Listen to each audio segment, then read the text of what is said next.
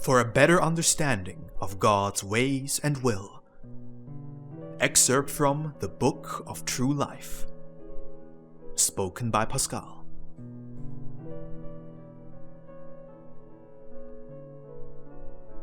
A parable regarding the lacking submission to God's will. A father lived with one of his sons, whom he loved deeply, in a distant country.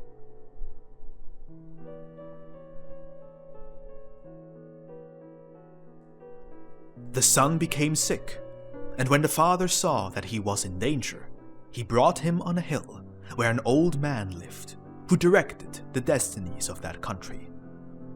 And when he arrived at his feet, he said to the old man, "My son is sick, and my greatest desire is that he may recover, because if he dies, I too would die of pain."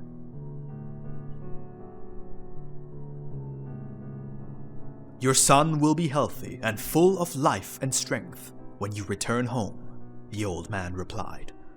And while he said these words, he touched the sick one, and he became healthy. After returning home, the father saw his son healthy and full of power. Time passed, and the son felt strong and arrogant. He went astray and took poisonous fruits that made his body and mind sick. He no longer appreciated his father, and his heart had only feelings of hatred and destruction. When his father saw him lost in this abyss of wickedness, he went back to the hill and said to the old man, "Venerable old man, my son has gotten on the wrong track, which led him into the abyss." The old man asked him, "Why are you crying?" "I cry at the sight of the degeneracy of my son. I was hoping that his spirit would be taken from this world, but this moment will not come, and I can endure his wickedness no longer."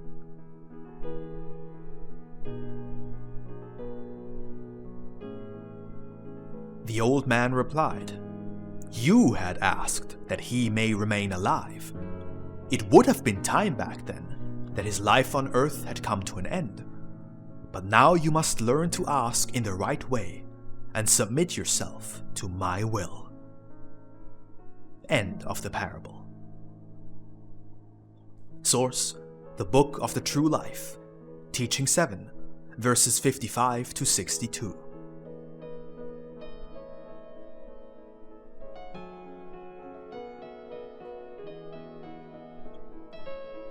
Another parable. The Lord's ways are not our ways.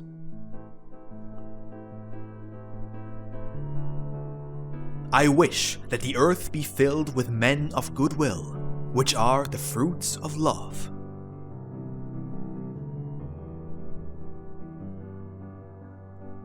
Destroy the Sodom and Gomorrah of this time. Do not allow your heart to become accustomed to their sins, and do not do the same as their citizens did.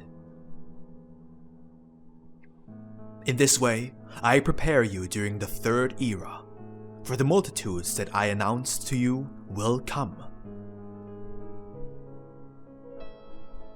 Each one shall take the role that is assigned to him. And now hear my teaching in a parable.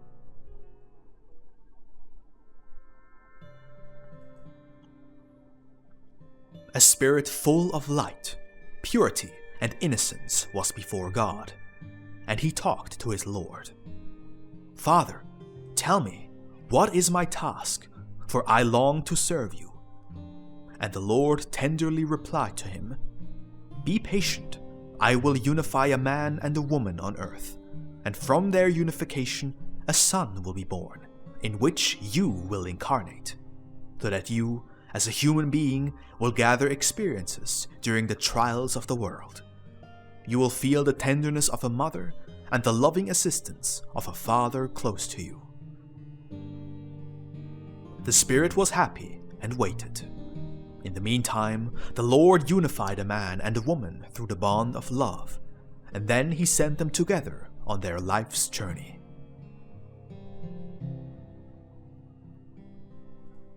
A new living creature germinated in the bosom of the woman, and then the Lord sent that spirit to take on flesh in this body. And in the 9th month, he came into the world. The mother was radiant with joy, and the father looked at him with pride. That son was the work of both. He was the fruit of their love. The woman felt herself strong, and the man felt a little similar to his creator.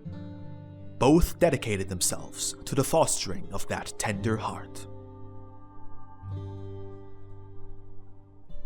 The spirit that gave life to the son beamed when he gazed upon the sweet expression of his mother and the firm yet loving countenance of his father. Time passed, and the father departed from the love nest during his life's struggles. He went astray, going so far until he was lost and left rags of his garment in the thorny bushes. He ate poisonous fruits, and he defoliated the flowers he found on his way. When he felt sick and depressed, he thought of the loved ones he had abandoned.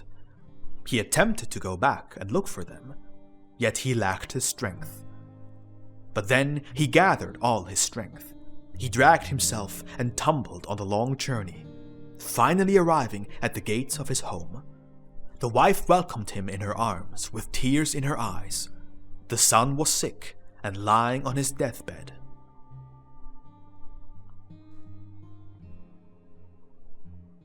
When the father saw his dying son, he begged the divine mercy for his son's health, desperately tearing his hair, slandering and blaspheming.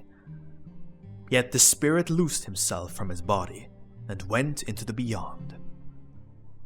The parents remained desolate, and they blamed themselves for the misfortune that had come upon them on a rotational basis. He, because he left them, and she, because she was not able to hold him back.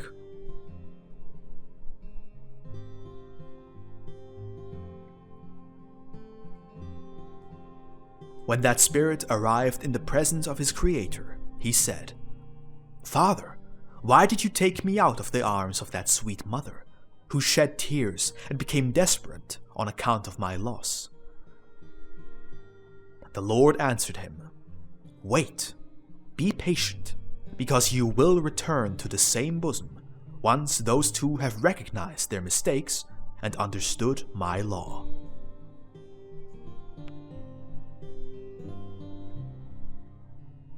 The man and the woman continued to live together, lonely, and within themselves regretted their trespasses.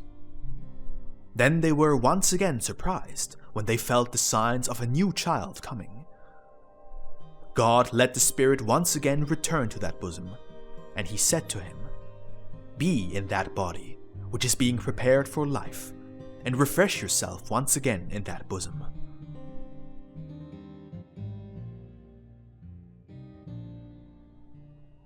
The parents, considering the firstborn lost, did not know that he had returned into their midst. Yet the emptiness which the first son left was filled by the second one. Joy and peace returned to the bosom of that home. The mother smiled again, and the father was delighted.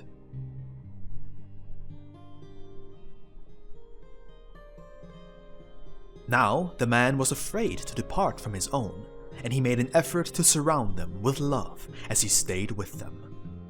But time passed, and he forgot his previous experiences, and, tempted by bad friends, he gave into vices and temptations. The wife rebuked him and began to reject him. The home turned into a battlefield. Soon the man was laying low, defeated, sick, and weakened, whereas the woman left the child alone in his cradle, going out looking for bread for the innocent child, and for the nourishment of her companion, who did not know how to love them, nor how to protect them. She endured humiliation and abuse.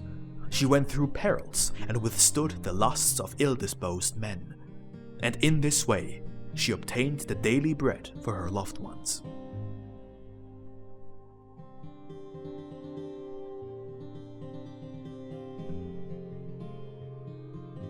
God had compassion with the innocent spirit, and before he opened his eyes to the light of understanding, God called him back once again.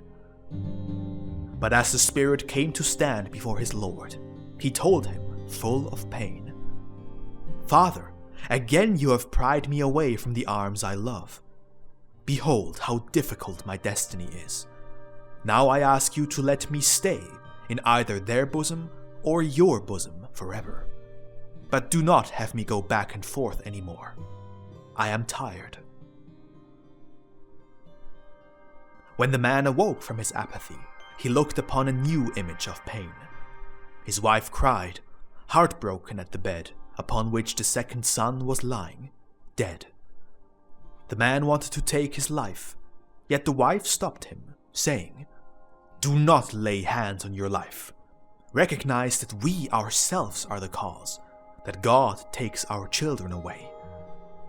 The man calmed down, for he recognized that, within those words, a light of truth was contained. The days passed and brought rest to their hearts, painfully thinking back, remembering their children that have passed from them, the joy of their home, though it had since then sunk into desolation.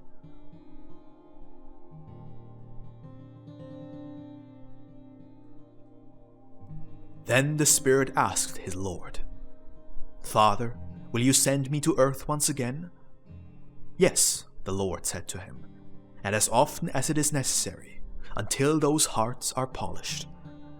When the spirit incarnated again, his body was sick, because his mother was sick, and his father also. With a plea for relief, the spirit elevated himself to the father from his bed of pain. This time, he did not see the light of the world. There was no smile on the lips of his parents, only tears in their eyes. The mother cried from morning to evening at the cradle of the child, while the father was feeling wholly remorseful, and pain pierced his heart when he saw that the son had inherited his own infirmity.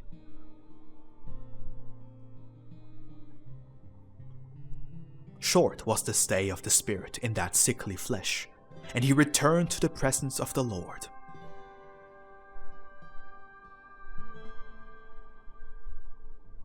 Loneliness surrounded the couple, but the pain had united them as never before.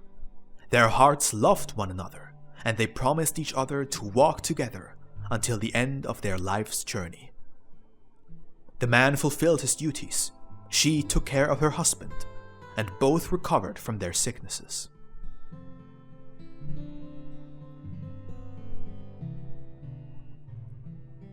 They did not believe that God would once again grant them a son, but lo and behold, as the Lord saw physical and spiritual health blooming within them, he sent them that spirit as a reward for the self-denial of the woman and the betterment of the man. And the body arose from the woman's bosom, fresh like a flower bud, overflowing that home with happiness and peace.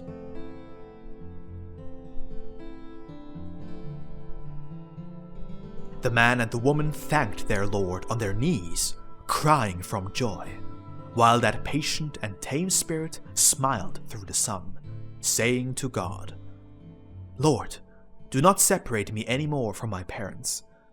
There is peace in my home, love in their hearts, warmth in my cradle, milk and honey in the breast of my mother, bread on the table. My father caresses me, and in his hands he has the tools for work. Bless us." And the Lord blessed them with jubilation in his spirit, and he left them unified in one body, in one heart, and in one will. End of the parable. Source: The Book of the True Life, Teaching 38, verses 46 to 66.